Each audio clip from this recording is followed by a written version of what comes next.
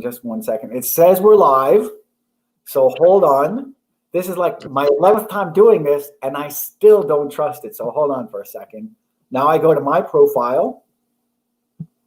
I'm looking on my profile. Not there yet. Yes, I am. We are live. You see that? And there we are. Retweet. It works. Woo. It works. Oh, and I see people are joining us. So thank you, everybody. Oh, it's not Jake Tapper that's joined us. It's Jake Tabor that's joined us. So that's close. We're only off by one letter. So thank you very much for being here. Matt, thank you so much. Mustang, thank you so much for being here. And Truck Nation and Sierra, thank you as well. And I'm so pleased to be talking some more, because I was talking with you a few minutes before with Ron Coleman. Thank you, Ron, for being here. This is very exciting for me. And I feel like we have a chance to be, I feel like we're having coffee or maybe like dessert or dinner or something, but we're doing it by video and everyone else can join us. Yes, and it does give us the ability to digest our food. And if we have to make noises, involved with digestion, then it's off the mic. It's much better than being personal. As you and I were saying before, we're so tired of actually meeting human beings and going out in public. This is just so much better.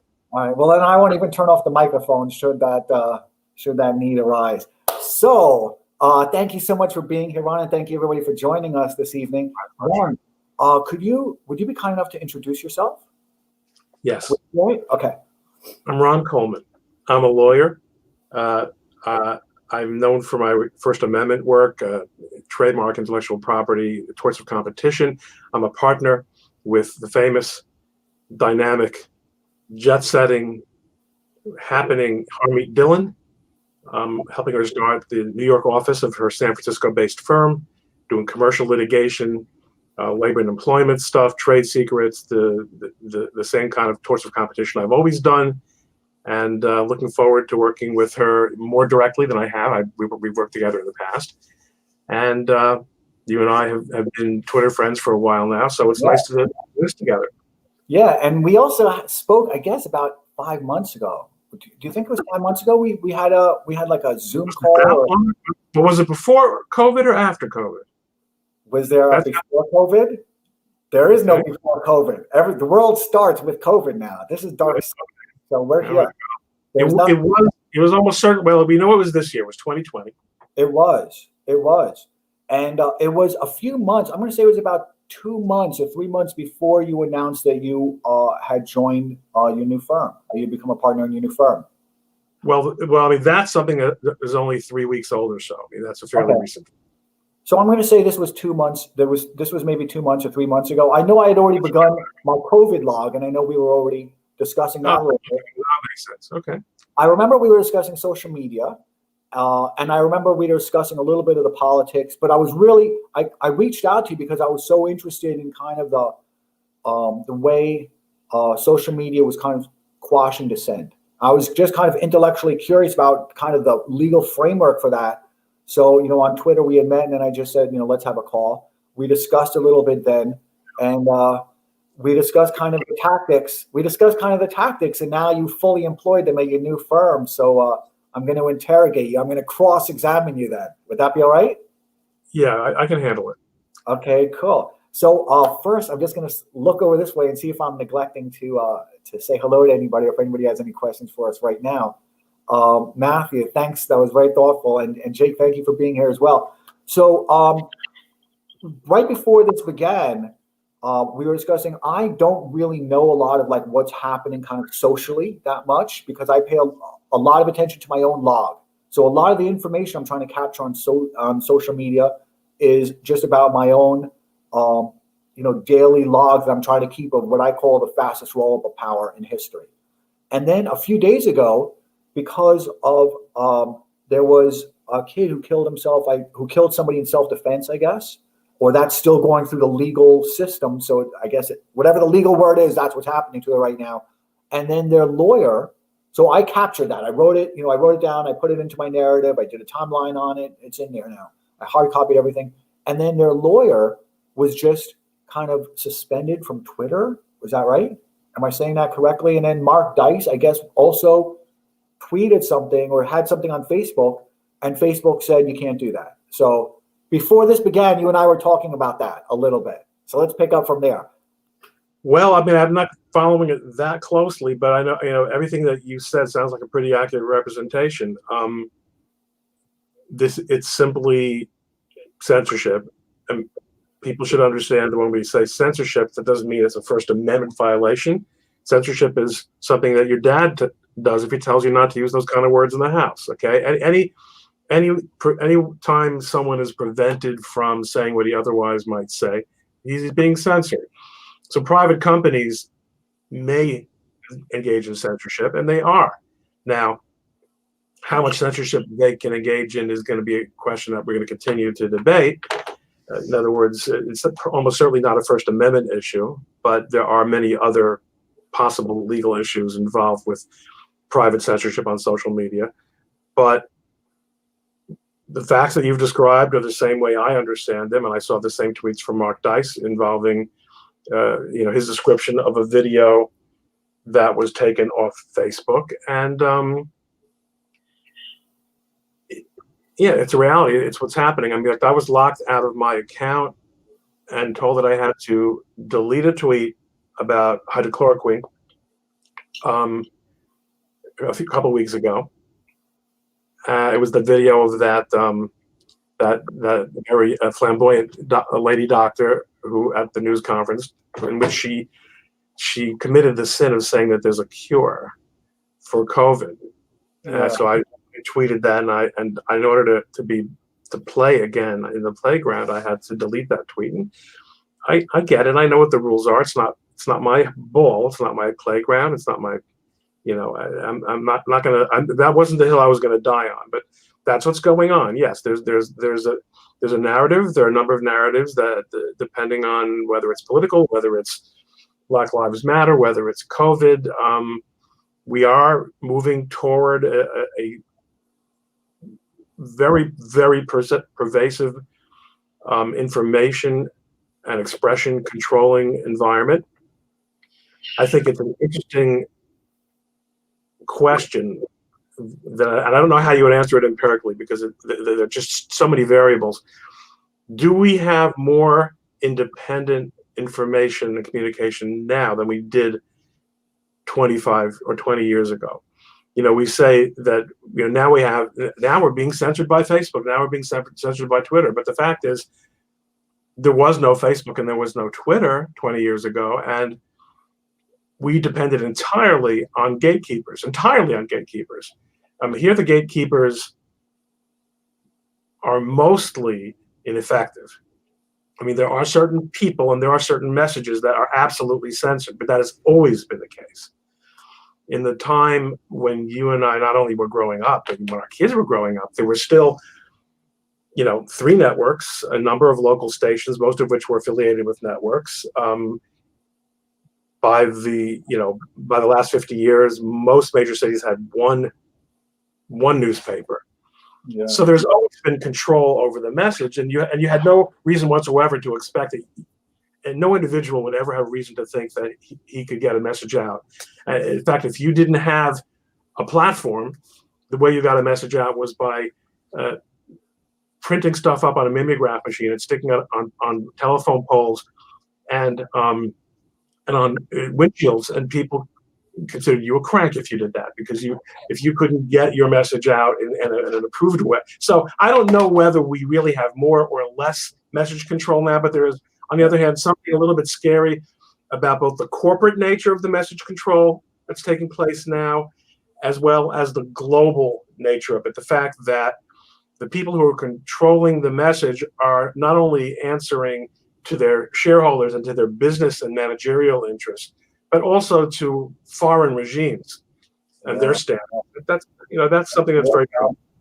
That's a real problem. That is definitely a real problem. So, but just discussing this thing that happened with Mark Dice, I thought it was really interesting. And I downloaded all of the videos. I'm keeping hard copies of everything because everything gets disappeared. Everything becomes 404, or the links disappear. They're no longer on the Wayback Machine. So for my own purposes, I'm hard copying everything.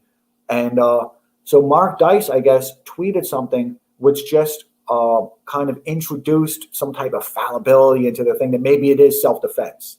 Was kind of the gist of what he had tweeted out or shared on Facebook. And then Facebook said that he was not permitted to do that and it violated some community guidelines. Well, listen, without knowing any of the facts, and I hardly know any of the facts. Yeah, yeah. But without knowing the facts, I can say this. There is a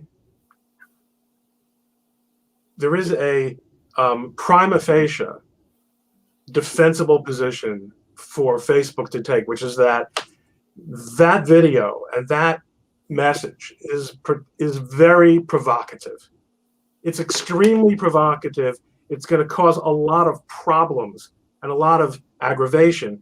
And the fact that it's true is interesting, but we have other criteria, other desiderata in terms of content that we're going to carry other than communicating the truth. And one of them is that we're not going to lose control of our platform. We're not going to have it turn into a sort of a virtual riot. So that, you know, I'm not defending it, but I am saying that there is a corporate and a bureaucratic and an organizational rationale for simply not going there, as we say.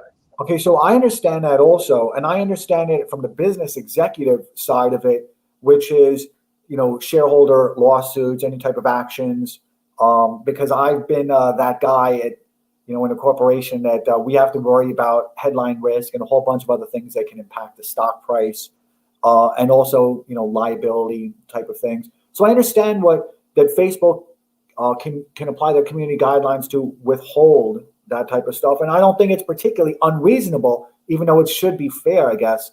But at the same time, Facebook, and I don't even really go on Facebook anymore, but Facebook seems to be extremely tolerant of kind of directed violence that it approves of.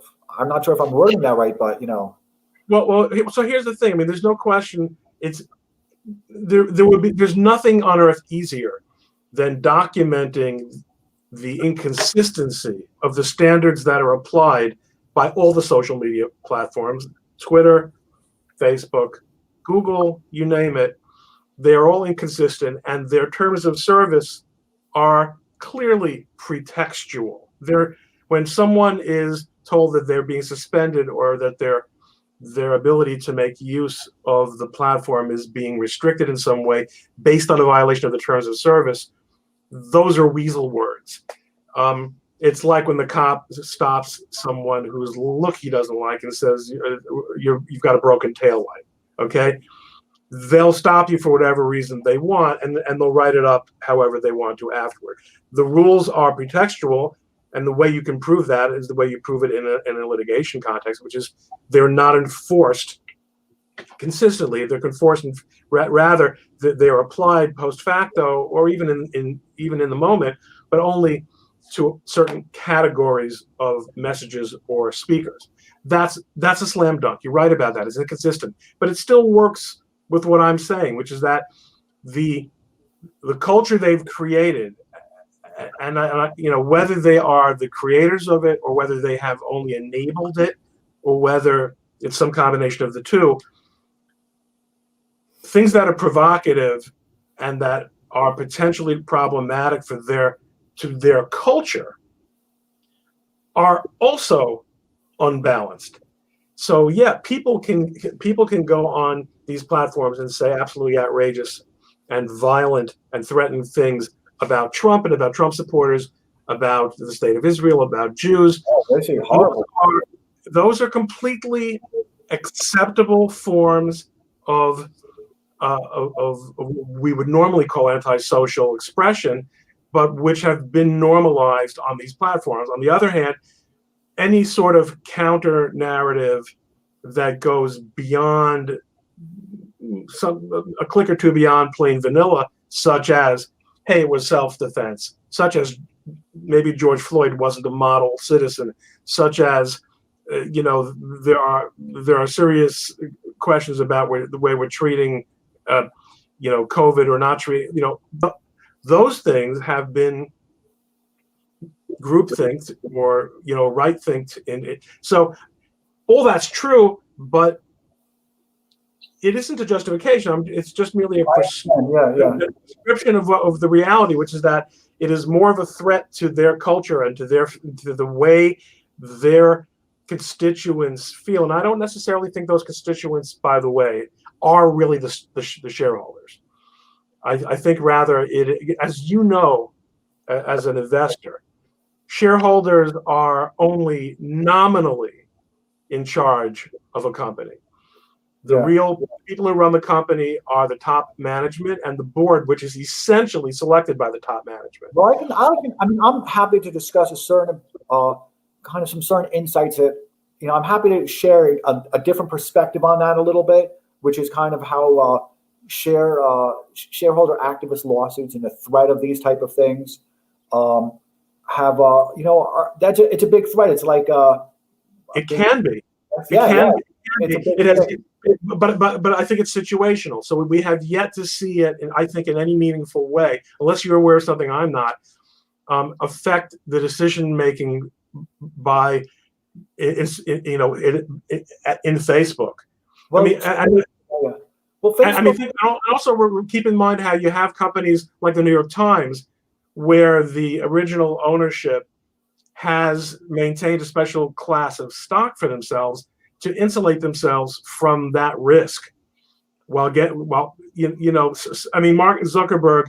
controls so much of Facebook's stock. Yeah. Well, there's more complexity to it than that. But I want to first get backward, and then I'll introduce some of the complexity, because I do think it's interesting, because I try and look at everything. Sometimes I overthink things because I look at things as like an organism, right? And even with this whole, what I call the fastest roll-up of power in history, my log actually starts 3 years ago, because I want to look at how kind of these episodes, I want to look at kind of the systolic nature of the whole thing. It's really interesting to me. But so when you're an executive, Mark Zuckerberg and his exec team do have some real fiduciary obligations that they have to satisfy. And it's interesting for a very aggressive activist type of shareholder to pursue their own goals by if they can find enough stock, which clearly they can really commence some very serious actions against Facebook. And they've been given all the authority to do so by saying things are hate speech, and they've been given all the collateral that they need to go after and pursue failures of Facebook if they don't go after this. So in some ways, I'm kind of sympathetic to Mark Zuckerberg. I don't know how I feel about Jack, because I met Jack, and I didn't. I'm not going to say it here because I'm on Twitter, but I was really impressed with Mark Zuckerberg before they went public. They were looking for buyers for the aftermarket stock. It's a normal dog and pony type of show. I was very, very impressed with them. And then under the same type of circumstances, I met with Jack and the team there, and I was very unimpressed with them. So I probably still keep a little bit of biases in both directions. So I'm not sure. I think Facebook, from what I understand, Facebook is even more intolerant than Twitter is. I think Mike Cernovich had said that was his feel from social media was that Facebook is more restrictive than Twitter. It might be. I mean, I like you. I spend very little time on Facebook these days. Yeah. But let me put it this way, though. I think that's probably right.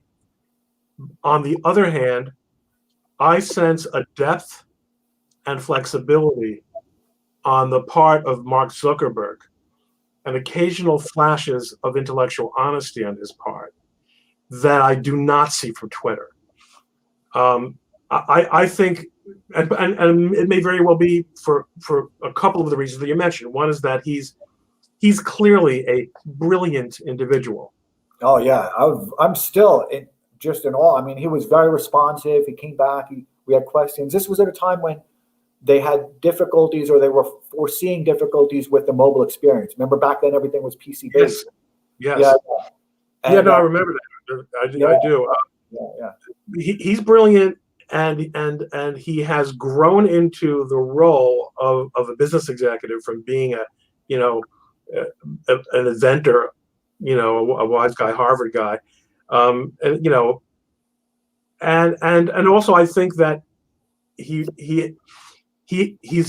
sitting on top of a platform that is far deeper in terms of its capability, in terms of its commercial relevance, than Twitter can ever possibly be.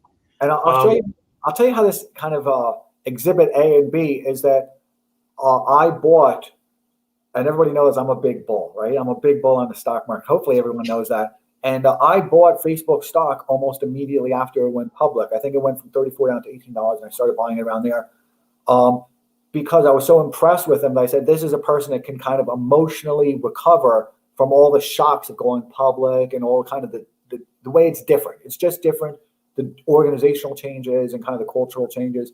And then at the same time, Twitter, I shorted the stock about 3 years after it went public. And it would get kind of complex to explain to you why. But, I really felt like I was... and it would be a waste of time because it would go right over my head. Yeah. Well, it's just interesting the way Wall Street kind of has its own revenge to these things. But then I was also very interested, going back, because we got lost a little bit, right? I see. By the way, Bob Barnes, I think, makes a good point in the comments there. Facebook amps down more, but deletes and suspends less. I think that's probably a good description of at least one aspect of the difference between the two. Please, Adam, continue. I just didn't want that to get lost in the sauce. No, I'm really glad you said that. It's very interesting. That's really interesting. That's very interesting. Very interesting way of thinking. So then I saw that Cassandra Fairbanks, right, was suspended. Is that right? She was suspended from Twitter for at least a few hours. I'm not sure if that's a suspension or that's a lock or whatever they call these things. But that she was suspended because she was also, she wasn't even acting as a surrogate for, is his name Rittenhouse, the kid who killed somebody? Is that his name is Rittenhouse? She wasn't even acting as a surrogate for Rittenhouse, nor was Mike Dice acting as a surrogate. They were just kind of like, making their own kind of observations without, and they weren't antagonistic or in any way. Twitter is really heavy-handed. It's like, they send messages that way. It's offensive. It's offensive to the self-respective users, and someone who I respect a great deal, Glenn Reynolds from Instapundit, who is really one of the godfathers of social media. Thinking social media. He walked away from Twitter. He said, "This is nonsense.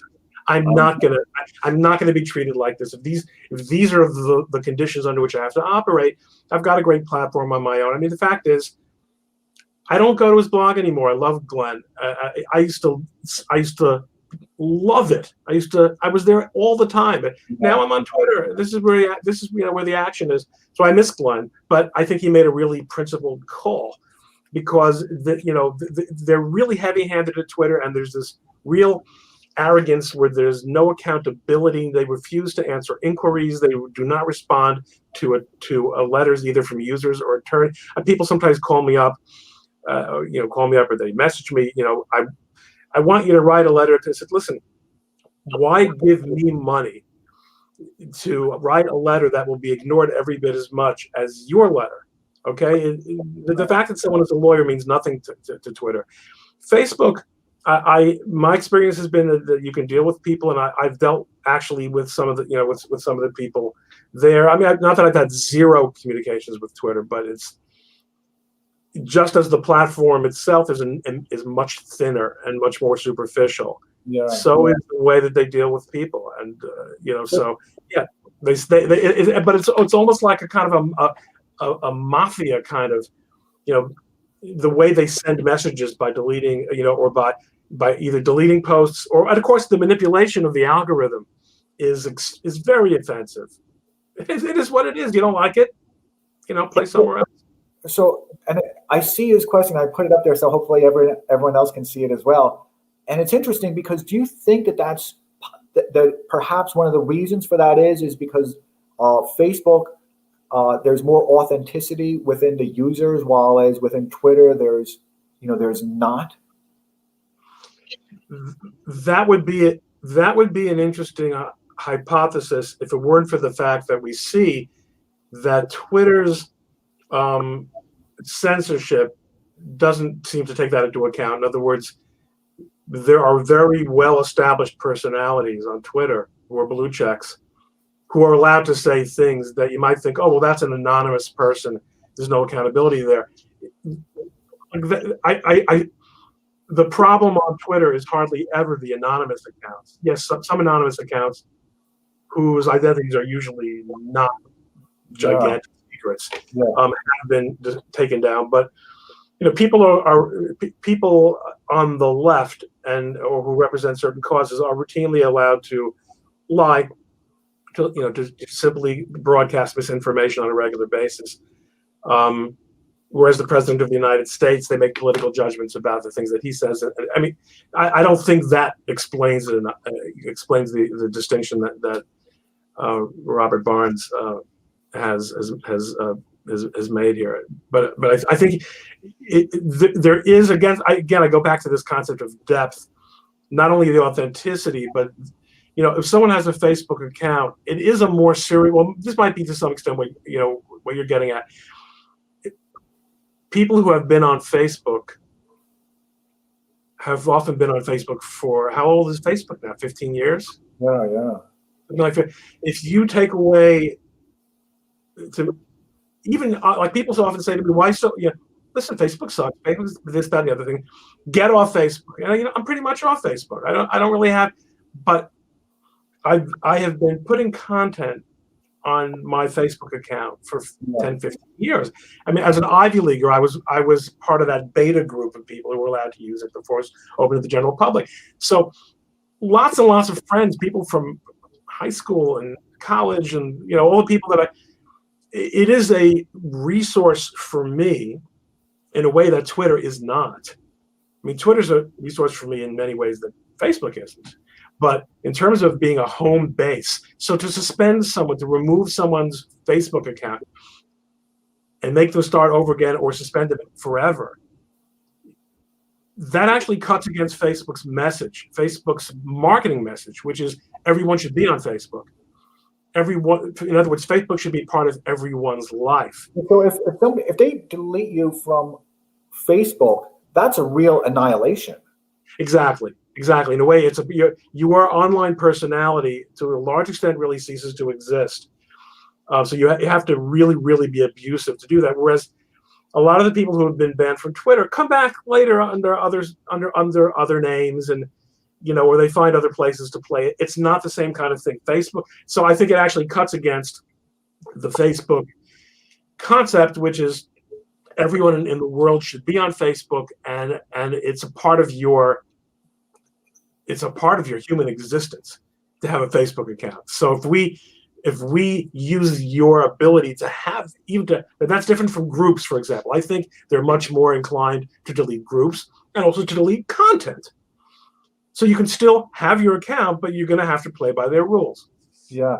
So now, just going back to this Cassandra Fairbanks. Yeah. And so she was suspended for tweeting something that really wasn't advocating or acting as a surrogate.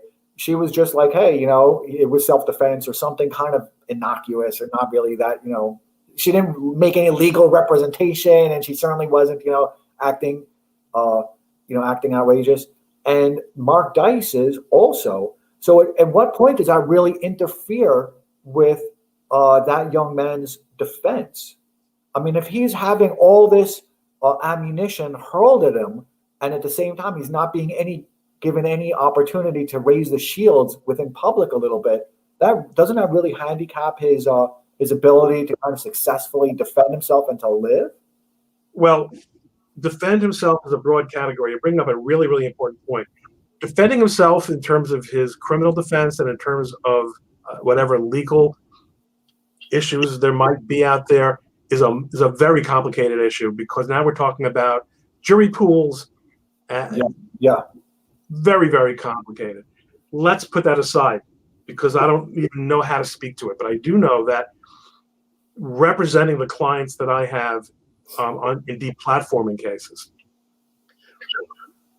one of the primary arguments, the moral arguments, and I think it does creep into the legal arguments, is when people say, well, it's a private platform, so therefore, if I can let them, you defame my man on a private platform, and everyone is going around making false claims about him, and rather than allow him to defend himself on the same platform, you remove him from the platform because why? Because we're going to say, or we're going to imply, that the claims that were made about him are true.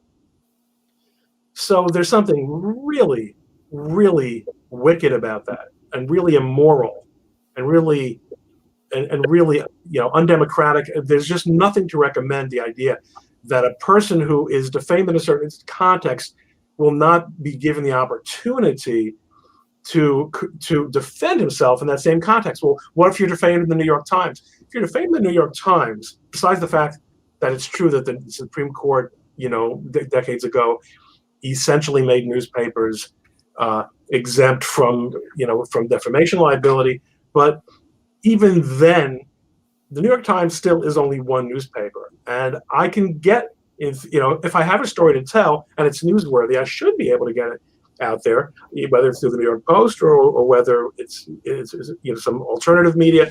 But when you have platforms such as Facebook and Twitter, which are in their own space, and I'm not talking about monopoly. I understand that. I'm not talking about monopoly, but in terms of being dominant within a given medium or a given forum, it is very problematic. And not only is it problematic, because you're describing, right, the fellow himself can't defend himself, his lawyer can't defend him, and now even bystanders can't convey messages of defense. That's terrible. That's just wrong.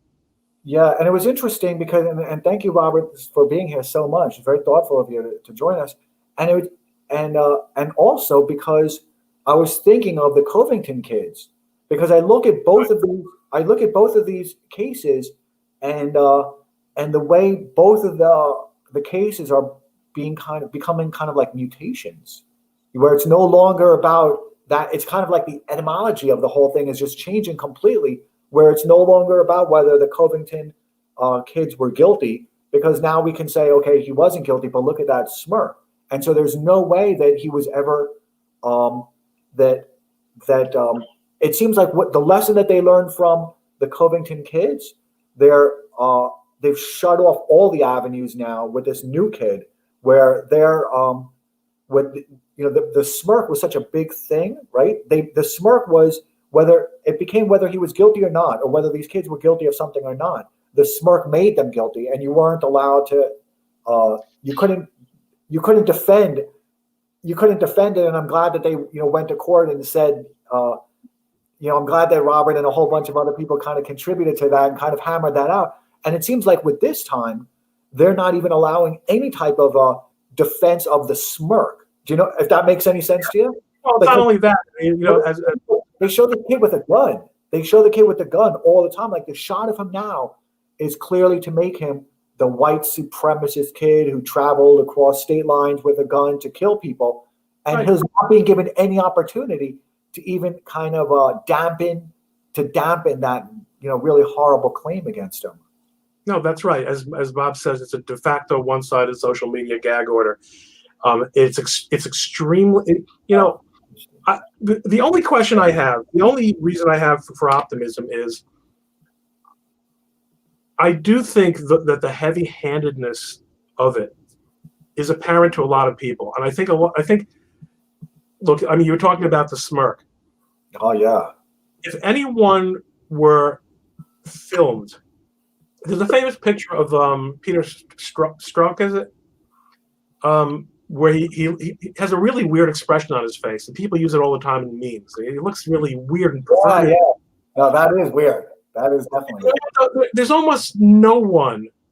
It's like when Vox or one of the left-wing publications wants to say that Trump lost some case or lost someone, they'll pick a picture of him looking disappointed or hurt or angry, and you'll get the impression from the way they juxtapose it with the headline that he's reacting to what happened in the story, when in fact it's just a picture they pulled from gazillions of minutes of video, where think of all the pixels that are being generated in this conversation. You'll be able, wants to find a picture of Coleman looking like, having a smirk or looking insane, like, oh, there's pictures of what's her name, the New York Congresswoman, Ocasio. Yeah. So, Yeah. wow, look at her funny eyes. She looks like a maniac. Come on, you can't go with you can't. Everyone, if there's the ubiquity of pictures, so it was decided by the people who were in charge of the narrative that smirk, that so-called smirk, was blameworthy. What it was a kid nervously smiling in a situation of being really, outrageously intimidated. It was horrible what they did to him, and they said that after a while, and I immediately came to their defense, even like that moment, and it's just been so amazing to me to watch our entire, I guess you guys are lawyers, so I don't know, but judicial system, I guess, just completely thrown away, where people are deciding guilt on things, kind of like the Twitter has become like this plebiscite where you can just kind of decide people's guilt and kind of execute them on the spot. Should be next. That would be different. But so they were deciding, so it seemed pretty quickly that they had decided that these kids really weren't guilty. And now they just made them guilty of some other type of ambiguous crime of the smirk. And Right. And now clearly they're doing the same thing with this other kid. You can kind of see them transforming the narrative to it doesn't make a difference whether he was guilty or not. So that's my other point, though, which is that I do think it's possible that, for example, there are certain messages that are so lacking in credibility that no matter how often they're repeated, they don't really sink in beyond people who are inclined to believe them anyway. And I think it is entirely possible that what's happening at this point is that really everyone, is aware of the bias of Twitter every bit as much as they're aware of the bias of Brian Stelter. Do you think they're aware of the bias? Do you think they're aware of the bias? I think regular people walking around are aware of the bias. Yes, the answer is yes. But I think let's divide the world grossly into three categories. Left wingers who are either aware of the bias, they think it's cool, or are so biased themselves that they don't see it as bias. Right wingers who think of everything as bias because the whole world is against them, blah, blah, blah. And then the people in the middle who the fight is over. It's the people in the middle. It's the Pennsylvanians and the Wisconsins that we're fighting over. The people who are watching The View have already made their decision. They're not there to learn. They're there to have their view of the world reinforced. A lot of the signaling is just a form of social cosseting and reinforcement. Yes, we're right. We're okay. We're the good guys. They're the bad guys. And there's a political value to that because it encourages activism, it encourages donations, it encourages group solidarity. But the people who were deciding elections, and I know you've told me that you don't think there's anything to be decided. Maybe, I don't know if your views have changed at all since our last discussion on this, but those are the ones in the middle, and whether it's 33% or 30% or 25%, and we know the way elections work, right, is that we're not really, if 5 or 7 or 10% of the black vote switches, that's catastrophic for the Democrats. So it doesn't have to be. Well, I understand that, but I'm really interested, and I want to respond to that in a second because I'll tell you about my experience in New York and amongst my kind of circle. So I think it'll be very interesting. But first, I want to go back to de facto one-sided social media gagglers because I do think about that, how it's really asymmetrical warfare. It's certainly asymmetrical. Yeah. So I'm positing the following very unique possibility, but I believe I'm seeing it come through, which is that at the end of the day, the attempt to control the message does not succeed to the extent that In other words, people don't believe. People who weren't already inclined to believe Chris Cuomo are not believing him for the first time tonight because of what he's reporting. So, yes, it's asymmetrical because only one side is getting to broadcast this message. But I do think there's a point where, in other words, when you go out there and repeatedly, you see, what happens is these echo chambers and these silos fail to deliver to the message, to the narrators, accurate information.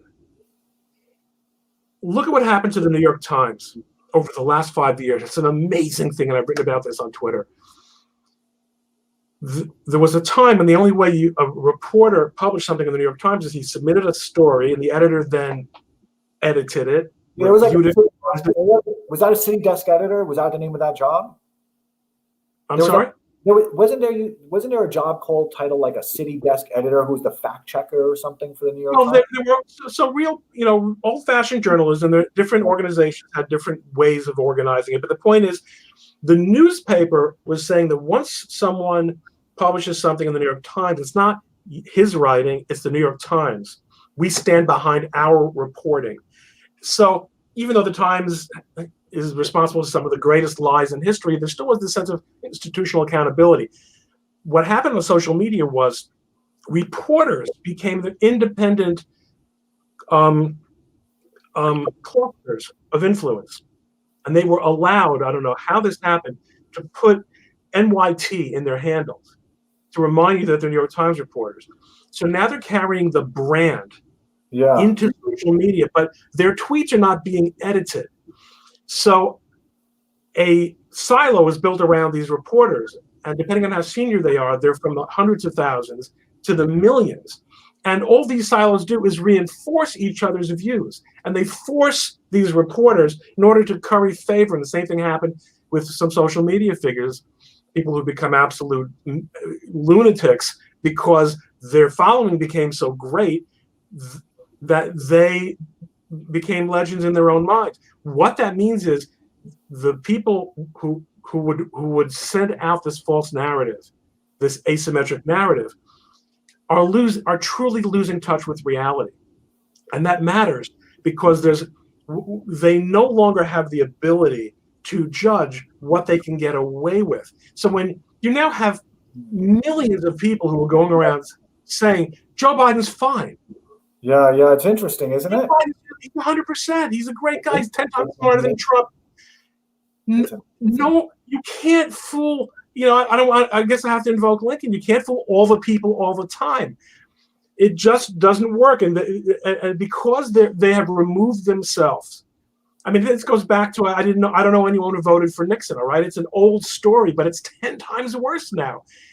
They only hear each other. They think that people like Noah, the TV guy. I don't watch TV, so I don't know. I don't know any of those people. I know who you're talking about. I know he's the common sense guy. These people are funny and that they're incisive. They're not. So the asymmetry is there in terms of content.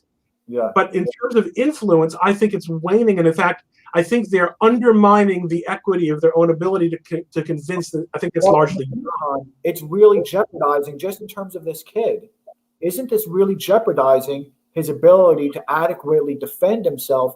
I'm sorry? So now we're going back to the first point, which I said I don't know about, but I think we have to wrestle with it. And this is much more of a Robert Barnes question than a Ron Coleman question. Can you? Yes, Mustang Girl, Kurt Eichenwald comes to mind. Yes, there are people who just lost it, and they're just laughing stocks at this point. So, can we say now that there's a real life and death, crime and punishment implication from this? The answer is yes. However, I will argue that has always been the case, and that there have always been, the press has always had a role in affecting the justice system, and the fact I'm not convinced it's any different now. One thing I can tell you is that social media is much more invasive. That jurors, when I try a case before jury selection, I lock down my account. I don't want jurors looking up my account. I don't want I don't want them knowing who I think. But on the other hand, I know that judges and judges' clerks are looking at my tweets, and that's part of being Ron Coleman, and you live by it and die by it.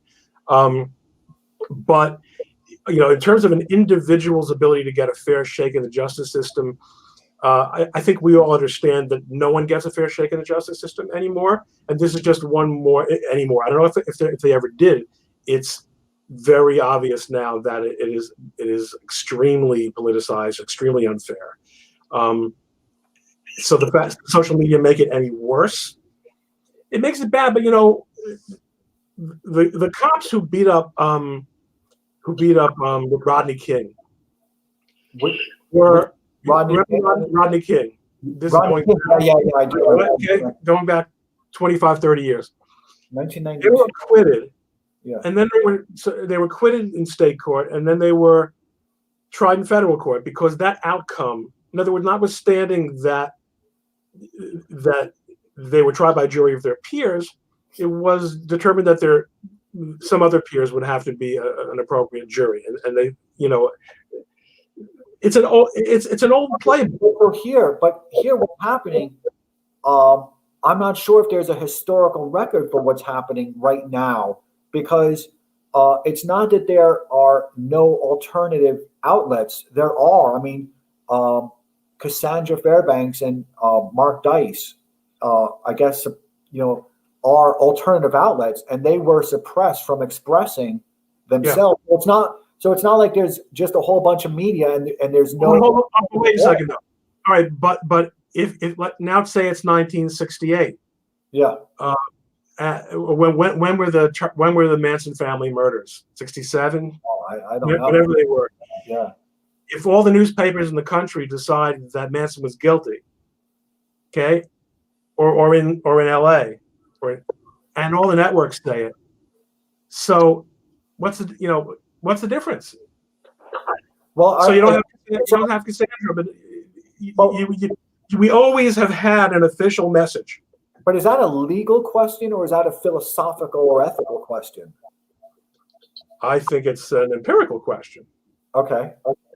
I think the question is it not the case that there has always been message control, and that, if anything, there are far more alternative ways to get out a message now? That doesn't mean you can't ruin my career by deplatforming me. You can. Yeah. You can, and I'm suing, and I'm representing people who are suing because they've had their careers ruined. But that's different from saying that there's, that it's worse now. I think it's still better now. You and I were talking before we went on the air about how we don't really, who watches the news anymore? You can't even live.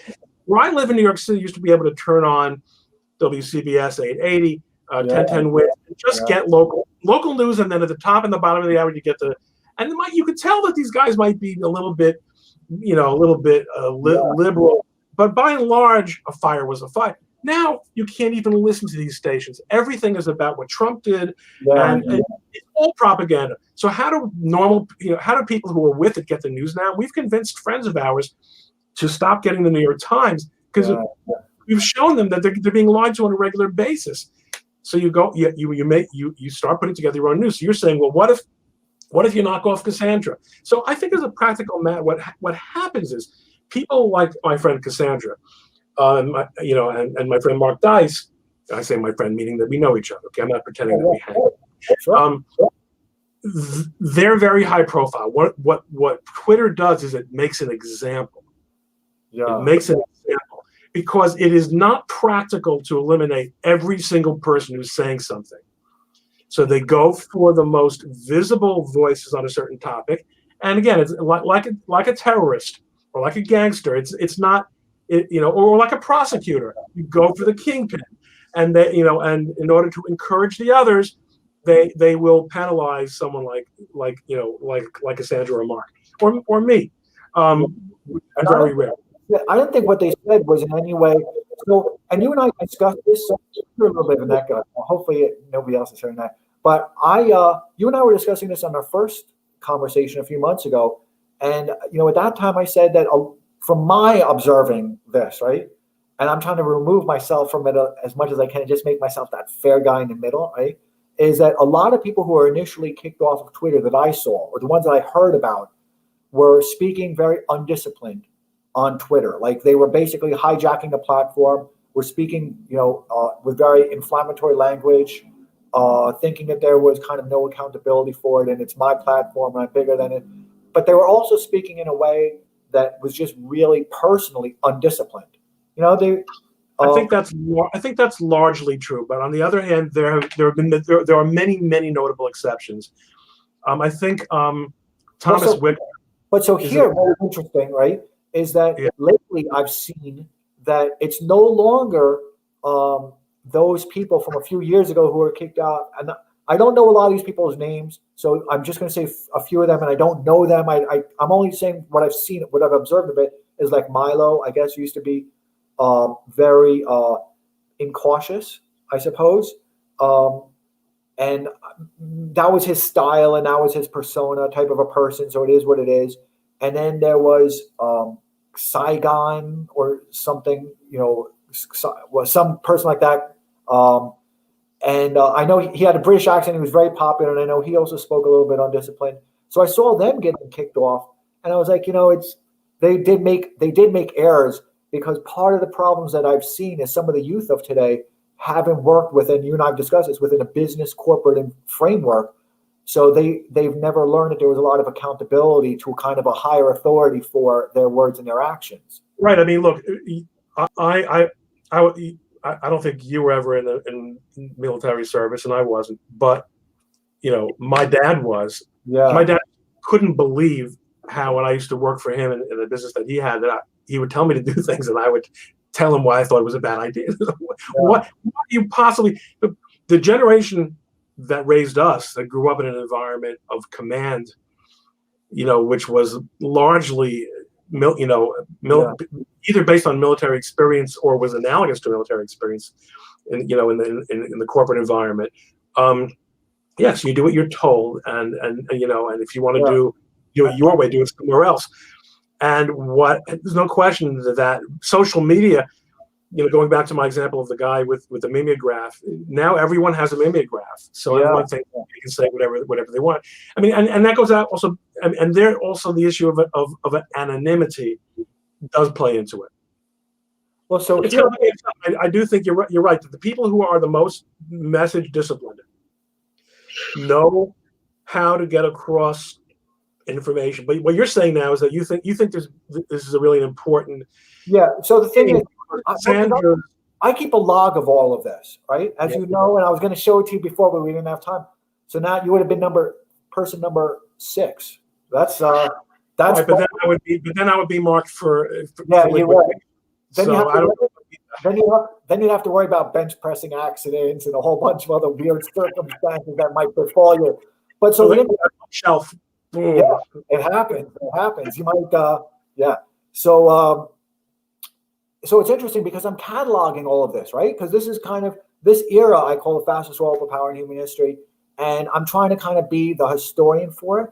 So I'm just trying to suck up all this information, and I do this hours a day. And this one really did strike me. It's one of the reasons I reached out to you. I was so eager for this, because it does look like now she was and Mark Dice was really very disciplined with what they said. It seems to me that she was very respectful. She didn't say anything kind of deliberately to inflame kind of existing tensions. She does have credentials as a journalist, right? So she has to be given a little bit of a bigger sandbox just because of that. And she does have an outlet that she publishes for, and Mark Dice. So it seems that they were very disciplined within their messaging. So it did strike me that now we're getting into an even more dangerous place where any facade of fairness is over and it's just completely asymmetrical.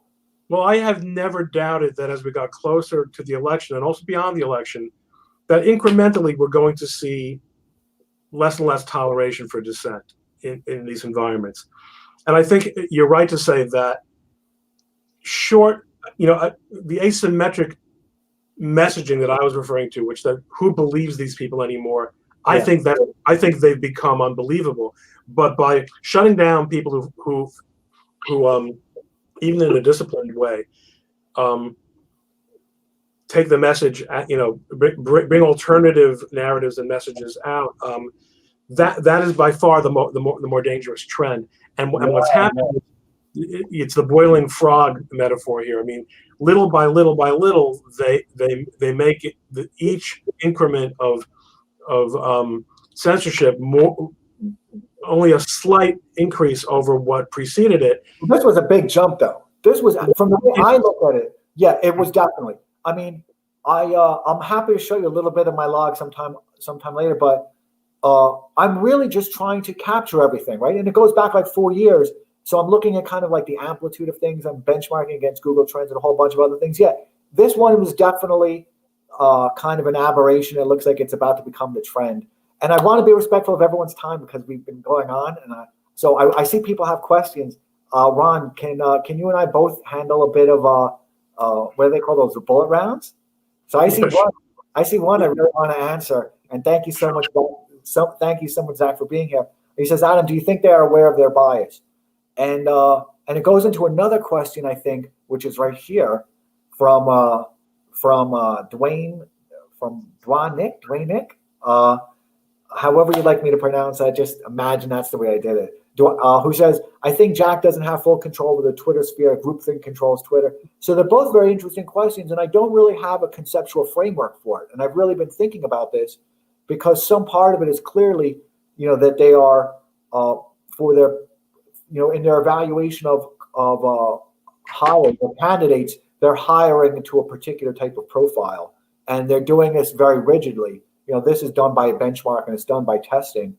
So, they've taken the perfect employees or the employees that they feel are perfect, and then they've benchmarked them and created kind of test and benchmark to measure other candidates behaviorally against that.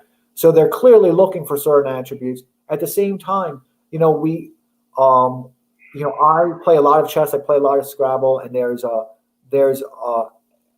because there's so much mathematics in Scrabble and in chess, and I've been an investor and involved in a lot of technology companies, there's an Asperger's type of thing that also exists, which is very, and that's not a criticism of anybody. It's certainly not. And they can be mathematical geniuses, and sometimes they have difficulty in communication skills with other people or kind of collaborating with other people. And that creates kind of cliques and nodes in itself. So I think that there's a lot of dynamics, and I've spoken with my friends who are both within and within technology companies, and they're super smart, just absolutely brilliant, but it's a horizontal verticalness. It's a horizontal intelligence, and they don't really have any system view, and I don't challenge them on anything because at this point, I've come to accept that their mind and their cognitive reasoning is really not their own, right? It's the passions, and the passions are being kind of infused within them. That's a really interesting observation, because what you're saying is that math brains, analytical brains, what are they, left brain people or right brain people? They're setting up these forums for word people. In other words, the people who benefit from this stuff the most are people who are the high verbal SAT people like me, not the high math SAT people like you. Yeah. I wasn't good on any of them. Are you kidding? I went straight to Wall Street. I didn't do any of that stuff, man. So that's a fascinating point, and it would be worth an entire scope in and of itself. I do think, to answer the questions, I think to some extent you're right that there's a cultural thing, so that they don't necessarily. While you were speaking, it occurred to me that I was talking about the silo phenomenon, account by account and cluster by cluster, but there's also probably a meta silo where it's to some degree they can't really tell how biased they are.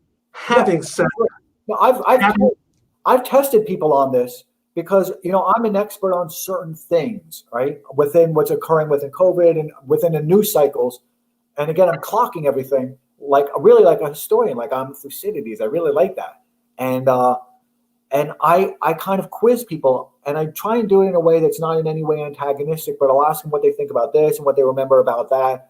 And what they remember about 2020, what they remember about 2019, Al Baghdadi when he was killed, when he was this, and when he was that. And, you can't compete right now with people's ability to reason. You're competing. People can only hold so many thoughts at a time, and you're competing for their kind of mental real estate.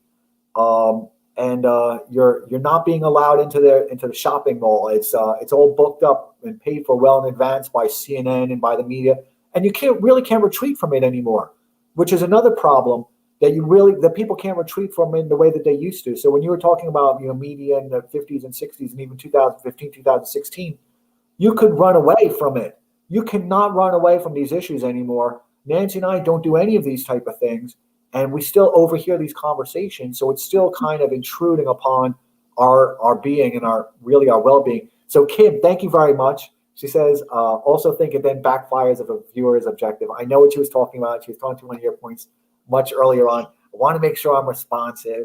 So I'm going to scroll through here because I know you had a lot of, and I know this is a question that comes up a lot, and Real Radix Z asks, is Twitter a platform or a publisher? Doesn't matter.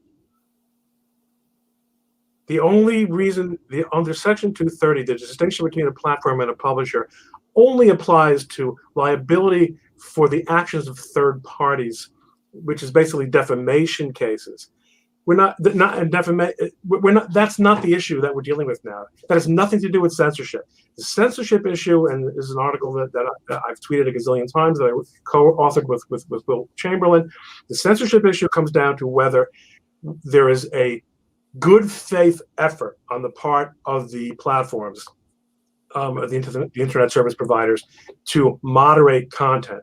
And it's very clear that it's not a good faith effort. People have to forget about this publisher platform distinction. It is not the issue for 2020. Oh, that's really interesting. So what is the issue then for 2020 and then for 2021? Whether the content and access restrictions are being exercised in good faith by the platforms, and I think proving that that's not a good faith is like rolling out of bed. We just need to find the case where a judge will let us put those proofs in. Can you help me better understand that? I can. What I'm going to do is when we get off, I will tweet you the article where I laid it out with Will Chamberlain, and I'll tag you in it, and everyone who's listening to this will be able to as well. Please do. So I want to make sure if I've missed anything, and I want to be so respectful of everyone's time. And it's 9:30 now, and it's in New York, and it's such a beautiful night. And I'd like to get a little walk out there. So I want to make sure you have to be the Great Generation. Sargon of. So somebody said it was Sargon of Akkad. I was thinking of. Yeah, and it was interesting because I watched. I guess it was Tim Pool when he was speaking with Twitter on Joe Rogan, and I remember being a little bit angry at the time and tweeting out some things that I wish he had asked about the Twitter Safety Council, and I think that was really the last. I thought at that time it was the last chance at bat for people to really make some real inquiry into the practices and algorithms and the functions within a safety council. I didn't think that there would be another chance at bat. And, I've been right. So. Yeah, they're no longer answering questions. Yeah. So I want to, and I if I were to scroll through everyone's comments, I would just spend the next half an hour scrolling through them. So I don't think that's fair to anybody. And Ron, I want to thank you so much. This has been so much fun and so informative. And I feel like it was the dinner that you and I had wanted to have, and now we've just had so many other people join us. Well, it was really a pleasure being here with you, and maybe we'll do it again soon, and maybe we'll also do dinner. Oh yeah, I would really love that. That would really be great. And again, congratulations on your new partnership. I think that's fantastic. Could you and you guys make a lot of news. So could you just tell me a little bit about what the firm, some of the higher name cases that are going on within a firm now? Well, the firm, look, the bread and butter of the firm is commercial litigation and employment litigation, and my work is torts of competition, which is trademark and to some extent copyright cases and unfair competition, interference. But the stuff that makes the news is the First Amendment challenges to the COVID regulations, other religious liberties and free speech issues that Harmeet and I have both been involved in our professional lives, and which she has really put together a platform with the nonprofits that she set up with election law and First Amendment stuff. She's suing Governor Newsom and a bunch of cases in California. I've got lawsuits going against De Blasio, Cuomo, and Governor Murphy. Wow. Yeah. And none of most of them have not been resolved yet. But the judges are extremely resistant. Yeah. They've taken a view from Justice Roberts to defer. Wow. And it is a gigantic disaster for liberty, what's going on now in the courts. But we're still fighting. We're not giving up. Wow. Wow. So how long does it take for these things to get resolved? Like, what happens next? Do you have to live with all the anxiety for the next few years, or what happens? Well, if we don't get some kind of relief in one or two of the important cases in the next 2 or 3 months, we'll have lost. We'll have to find another way to reclaim this territory. Wow. It is, we could do an entire scope on this topic. I'm glad we didn't, because it's all I live with, it seems, these days. But it's hard to get an injunction. I had an order to show cause pending in the District of New Jersey, and then Justice Roberts came out with his decision saying,